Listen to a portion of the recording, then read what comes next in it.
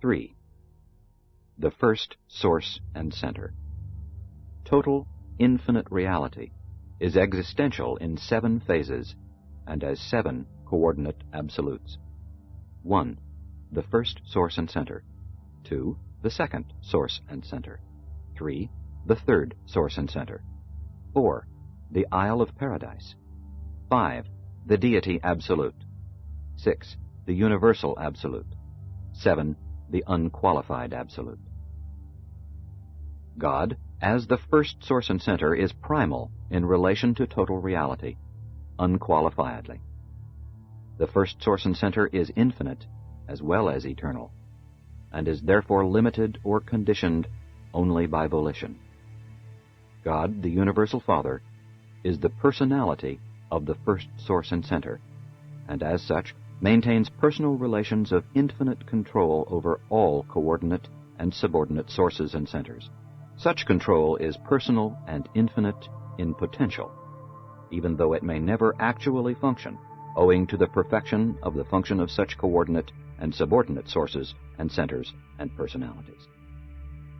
The first source and center is therefore primal in all domains, deified or undeified, personal or impersonal, actual or potential, finite or infinite. No thing or being, no relativity or finality exists except in direct or indirect relation to and dependence on the primacy of the first source and center. The first source and center is related to the universe as 1. The gravity forces of the material universes are convergent in the gravity center of Nether Paradise. That is just why the geographic location of his person is eternally fixed in absolute relation to the force-energy center of the nether or material plane of paradise, but the absolute personality of deity exists on the upper or spiritual plane of paradise. 2. The mind forces are convergent in the infinite spirit, the differential and divergent cosmic mind in the 7 master spirits, the factualizing mind of the Supreme as a time-space experience in Majeston. 3. The universe spirit forces are convergent in the eternal Sun. 4. The unlimited capacity for deity action resides in the Deity Absolute. 5. The unlimited capacity for infinity response exists in the Unqualified Absolute.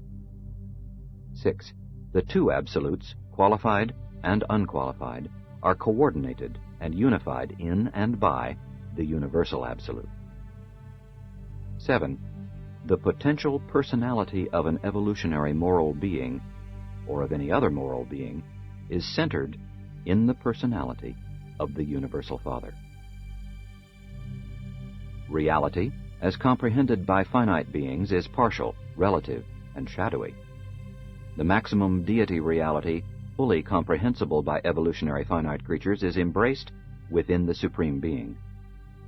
Nevertheless, there are antecedent and eternal realities, superfinite realities, which are ancestral to this supreme deity of evolutionary time-space creatures.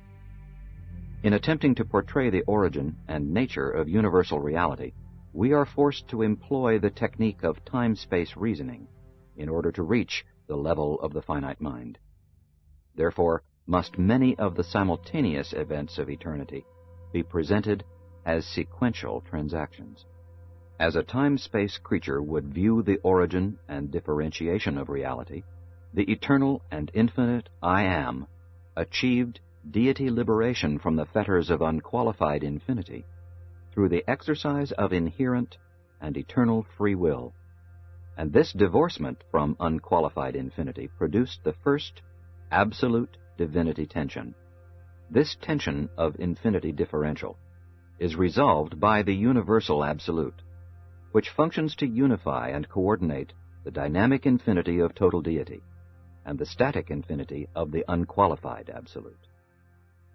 In this original transaction, the theoretical I Am achieved the realization of personality by becoming the eternal Father of the original Son, simultaneously with becoming the eternal source of the Isle of Paradise.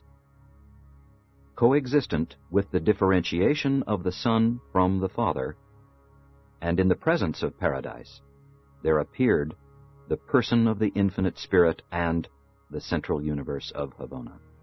With the appearance of coexistent personal deity, the eternal Son and the infinite Spirit, the Father escaped, as a personality, from otherwise inevitable diffusion throughout the potential of total deity.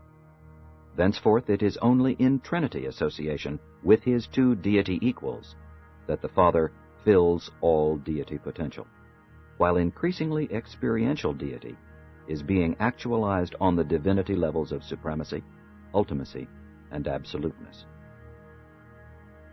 The concept of the I Am is a philosophic concession which we make to the time-bound, space-fettered, finite mind of man, to the impossibility of creature comprehension of eternity existences, non-beginning, non-ending realities and relationships. To the time-space creature, all things must have a beginning, save only the one uncaused, the primeval cause of causes. Therefore do we conceptualize this philosophic value level as the I Am, at the same time instructing all creatures that the eternal Son and the infinite Spirit are co-eternal with the I Am, in other words, that there never was a time when the I Am was not the Father of the Son, and with him of the Spirit. The infinite is used to denote the fullness, the finality, implied by the primacy of the first source and center. The theoretical I Am is a creature philosophic extension of the infinity of will. But the infinite is an actual value level representing the eternity intention of the true infinity of the absolute and unfettered free will of the Universal Father. This concept is sometimes designated the Father Infinite. Much of the confusion of all orders of beings, high and low, in their efforts to discover the Father Infinite is inherent in their limitations of comprehension. The absolute primacy of the Universal Father is not apparent on sub-infinite levels. Therefore it is probable that only the eternal Son and the infinite Spirit truly know the Father as an infinity. To all other personalities, such a concept represents the exercise of faith.